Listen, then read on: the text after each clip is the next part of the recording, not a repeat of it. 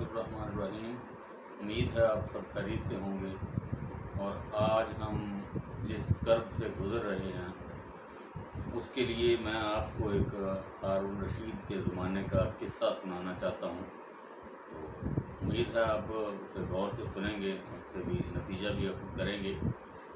हारून रशीद का ज़माना है और उसके दौर में एक महामारी यानी एक बीमारी शुरू हो गई जो आसमानी आफत थी। हारून रशीद ने बहुत जतन किए, ख़जाने के मुंह खोल दिए, गोदामों को खोल दिया गया, लंगर खाने कायम कर दिए गए। जहाँ तक उसकी हुकूमत थी वहाँ तक ये बीमारी फैल चुकी थी और इस पर कोई काबू नहीं पाया जा सकता था। बल्कि अमीरों को, जो मालदार थे, सरदार थे, उनको भी हुक्म जारी कर दिया कि वो आवाम के लिए सहूलतें पैदा करें। लेकिन सारी कोशिशों के बाद भी ये मायूस रहे, इस बीमारी पर कंट्रोल न कर सके। तो एक दिन परेशानी में अपने घर में बैठे हैं और बैठे हुए उसने अपने वज़ीर को बुलाया। याह्या बिन खालिद उसका वज़ीर था और वही उसका उस्ताद भी था। यानी हारून रशीद की बचपन से उसने आबियारी की थी, गुर सिखाए थे और हुकूमत में भी मुआवनत करता था। याह्या बिन खालिद को बुलाया गया। उसे कहा कि मैं बहुत परेशान हूँ, मुझे कोई कहानी सुनाओ, मुझे कोई बात सुनाओ जिससे मैं थोड़ा सा तस्कीन पा सकूँ। तो हारून रशीद की इजाज़त के बाद याह्या बिन खालिद ने कहा कि मैंने अंबिया कराम के किस्सों में से किसी एक नबी के किस्से में से आपको कुछ बताने लगा हूँ। तो इजाज़त से बात शुरू की। कहा कि जंगल में एक बंदरिया किसी सफ़र पर जाना चाहती थी, तो उसके पास इसका एक बच्चा था।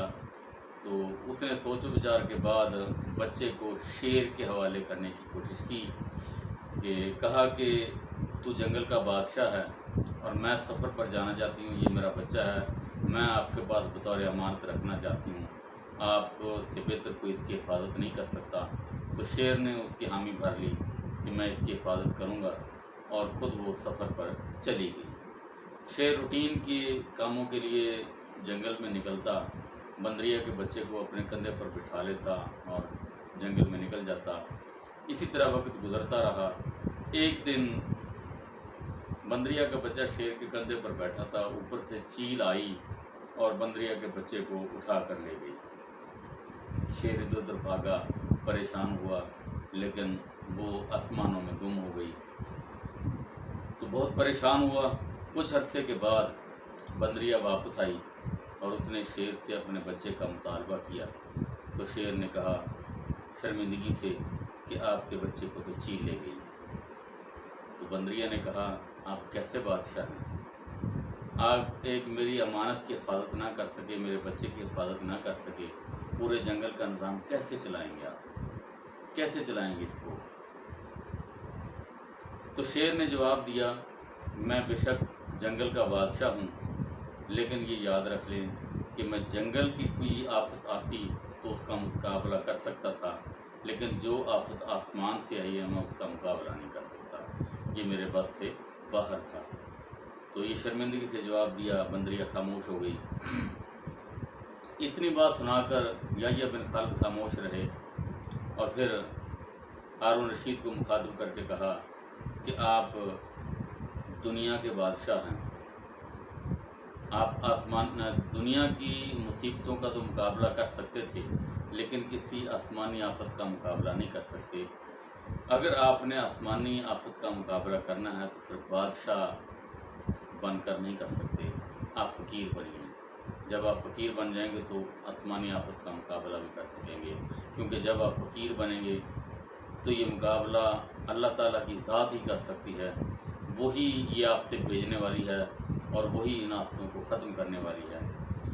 हम 7 समुंदर पार तो चले जाते हैं, हम दुनिया का मुकाबला तो कर सकते हैं, लेकिन हमारे माथे, हमारी ज़मीन और सजदागाह का फासला तय नहीं कर सकती। अल्लाह से गिड़गिड़ा कर माफ़ी नहीं मांग सकती। اس وقت خانہ کعبہ پر طواف بند ہے، عمرہ اور حج بند ہے، وہاں کی عبادت بند ہے، ادھر مسجدوں میں بھی پابندیاں ہیں، لیکن توبہ کا دروازہ تو کھلا ہے۔ ہم توبہ تو کر سکتے ہیں، تھوڑی سی کوشش کر کے تو دیکھیں۔ ٹھیک ہے، جب کوئی آفت آتی ہے آسمان سے تو اس کا مقابلہ فقیر بن کر ہی کیا جا سکتا ہے، اور جب کوئی زمینی آفت ہوتی ہے تو متحد ہو کر اس کا مقابلہ کیا جا سکتا ہے۔ تو یہ دیکھ لیں کہ اس وقت ہم بھی کسی کرب سے گزر رہے ہیں۔ ہمارے ملک میں کرونا جیسی وبا پھیلی ہوئی ہے، یہ بہت خطرناک بیماری ہے۔ بہت سے لوگوں کو تو یہ محسوس ہی نہیں ہوتی، وہ تو مذاق سمجھتے ہیں، لیکن جن کے پیارے دنیا سے چلے گئے، جن کو اس مصیبت کا پتہ ہے، وہ ضرور پریشان ہیں۔ تھوڑی سی احتیاط بھی کریں اور اللہ سے معافی بھی مانگیں تاکہ یہ بیماری دور ہو سکے۔ تو ایسی جب بات ہارون رشید کو سنائی گئی تو اس کو کچھ تسکین ہوئی کہ واقعی میں اس کا مقابلہ بادشاہ بن کر نہیں کر سکتا، میں اس کا مقابلہ فقیر بن کر سکتا ہوں۔ تو وہ سجدے میں گرا اور اللہ سے معافی مانگتا رہا۔